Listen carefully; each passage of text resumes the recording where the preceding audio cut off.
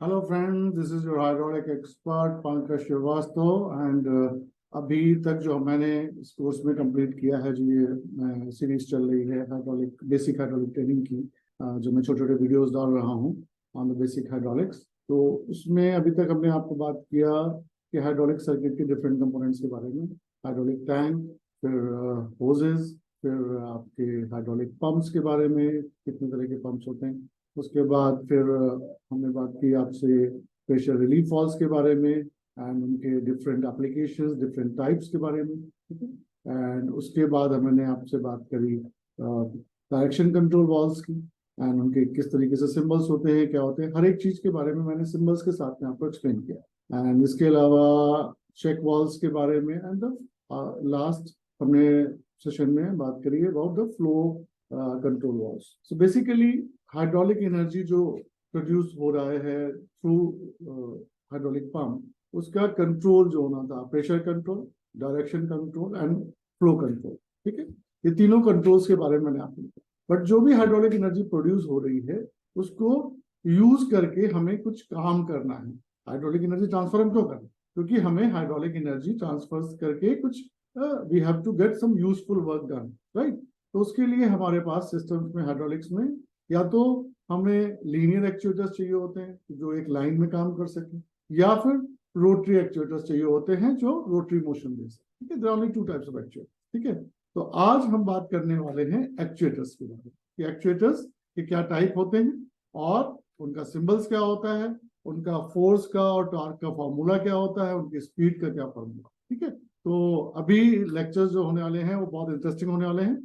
तो आप लोगों से ये है कि आप लोग आप मिस ना करें और रेगुलरली ये वीडियोस को देखें और अपने फ्रेंड्स को भी बताएं ताकि वो सब्सक्राइब करें इस चैनल को, ठीक है। तो आगे मैं बात करता हूँ अबाउट द एक्चुएटर्स। ओके, अभी आप देखिए एक्चुएटर्स जो है इसमें there are two types of actuators, one is linear actuator and another one is rotary actuator. तो हाइड्रोलिक तेल जो आ रहा है, जो आपके पंप ने प्रोड्यूस किया, आपने उसको डायरेक्शन दिया, ठीक है। डायरेक्शन से वो या तो सिलेंडर के रॉड एंड पे आएगा या पिस्टन एंड पे आएगा, ठीक है, या मोटर की ए लाइन में आएगा या बी लाइन में आएगा, and that will make it cylinder को बाहर निकालेगा या फिर सिलेंडर को बंद करेगा।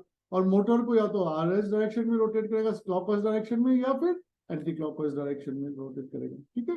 तो सिंबल आप देखिए, ग्राफिक सिंबल में दिखाया गया है कि सिलेंडर को दिखाने के लिए एक रेक्टेंगुलर ब्लॉक है जो दिखा रहा है सिलेंडर के शेप को, ठीक है।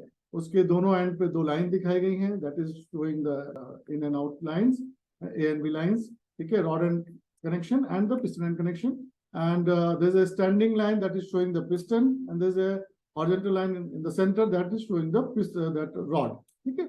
वैसे ही मोटर में, क्योंकि मोटर रोटरी मोशन के लिए है तो उसमें एक राउंड होता है, एंड राउंड में जो ट्राइंगल होता है वो अंदर की तरफ डायरेक्टेड होता है, दैट मीन्स कि तेल अंदर जाएगा, ठीक है। एंड जो ट्राइंगल होता है वो फिल्ड होना चाहिए because it is using hydraulic oil rotate करने के लिए। ये न्यूमेटिक होता तो फिर खाली होता, ठीक है। और अगर ये दोनों डायरेक्शन में होता तो फिर आपको नीचे भी एक ट्रायंगल जैसा दिखाई होता। तो ये जो सिंबल दिखाया गया ये यूनि डायरेक्शन मोटर का, ठीक है। अच्छा, मोटर में और जो सिलेंडर होते हैं उसमें बेसिकली इन्हीं से काम हो रहा है। तो इसकी क्या स्पीड होनी चाहिए और इसका कितना फोर्स हमें चाहिए काम करने के लिए, उसके कैलकुलेशन के कुछ फार्मूलाज होते हैं, ठीक है। वो फार्मूलाज होते हैं ये। तो जैसे सिलेंडर फोर्स होता है, तो सिलेंडर फोर्स में क्या का फॉर्मूला होता है कि pressure into area, F is equal to P into A। अच्छा, जो यूनिट्स होनी चाहिए वो आपको देखना है कि वो एक जैसी हो, अदरवाइज कैलकुलेशन गलत हो जाएगी। तो अगर आप प्रेशर केजी पर सेंटीमीटर स्क्वायर में कर रहे हैं तो एरिया का आपका सेंटीमीटर स्क्वायर में होना चाहिए, तभी आपका जो फोर्स है वो केजी में निकलेगा, ठीक है। सेम में मोटर टॉर्क होता है केजी सेंटीमीटर, तो उसमें pressure into motor displacement. Motor displacement मतलब एक चक्कर में वो कितना तेल देता है, सीसी पर क्यूबिक सेंटीमीटर पर रेवोल्यूशन, ठीक है, डिवाइडेड बाय 2 पाई। पाई की वैल्यू क्या होती है 22/7, ठीक है ना। तो 2 इंटू 22/7 जो भी है, तो उससे आप डिवाइड करोगे तो मोटर का टॉर्क निकलेगा, ठीक है। ये दोनों चीज क्यों इंपॉर्टेंट है? बिकॉज हमें जो भी काम करना है इस मशीन से उसको हमें पता नहीं कि भाई हमें कितने टन की प्रेस बनानी है, अगर बनानी है, ठीक है, या फिर कितना लिफ्ट करना है या कितना फोर्स लगाना है डिगिंग के लिए, ठीक है। वैसे ही मोटर में हमें किसी चीज को चलाना है, रोटरी मोशन देना है, तो उसका कितना लोड आ रहा है, कितना टॉर्क हमें चाहिए होगा ताकि वो मशीन काम कर सके। तो ये इस फॉर्मूला से निकलता है, फिर स्पीड में अगर हम आते हैं, ठीक है ना, एक्चुअल स्पीड वो क्या है, वो कितना तेल कितनी स्पीड से आएगा, ठीक है ना, कितना तेल आएगा सिलेंडर और मोटर में, उससे डिपेंड करता है कि स्पीड कितनी आएगी। तो सिलेंडर की स्पीड सेंटीमीटर पर मिनट में के लिए अगर हम देखेंगे तो फ्लो एलपीएम में इनटू 1000 क्यों करते हैं, क्योंकि cubic centimetre into 1 cubic centimetre, 1000 cubic centimetre is 1 litre, ठीक है। तो एलपीएम में फ्लो है तो लीटर पर मिनट है, तो इसलिए लीटर को हमें क्यूबिक सेंटीमीटर बनाने के लिए हमें 1000 से मल्टीप्लाई करना है और डिवाइडेड बाय पिस्टन एरिया। तो उससे हमारी स्पीड निकलाएगी कि सिलेंडर कितनी स्पीड में बाहर निकलेगा सेंटीमीटर पर मिनट, ठीक है। वैसे मोटर स्पीड के लिए आपको फ्लो इनटू 1000 क्यूबिक सेंटीमीटर बनाने के लिए and divided by motor displacement, ठीक है, सीसी पर रेवोल्यूशन, ठीक है, ये क्यूबिक सेंटीमीटर पर रेवोल्यूशन, कितना उसका डिस्प्लेसमेंट है, कितना वो तेल एक चक्कर चलाने में उसको कितना तेल चाहिए, ठीक है। तो ये फार्मूलाज रटने की जरूरत नहीं है आपको, इसको आप एक नोट कर लीजिए। और जब यूज करना है एक ही चीज का ध्यान रखना है कि आपने यूनिट्स का ध्यान रखना है कि यूनिट्स आप जब दे रहे हो, जैसे जीपीएम में है तो फिर उसको एलपीएम में बदलना पड़ेगा, अदरवाइज फॉर्मूला चेंज हो जाएगा, ठीक है।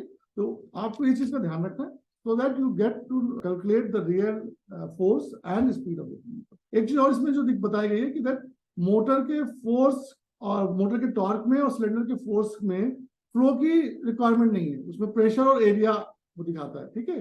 चाहे थोड़ा सा फ्लो आ रहा हो, अगर वो प्रेशर मेंटेन कर रहा है, एरिया है, तो फिर इट विल डेवलप द, उसे क्या फर्क पड़ेगा, सिर्फ स्पीड का फर्क पड़ेगा। तो स्पीड के फॉर्मूला में आपको प्रेशर की कोई जरूरत नहीं होती और फोर्स के फॉर्मूला में फ्लो की जरूरत नहीं। एक्सप्लेन करेंगे आपको लीनियर एक्चुएटर्स के डिफरेंट टाइप्स के बारे में, उसमें कौन सी सील्स यूज होती हैं सिलेंडर्स में, ठीक है।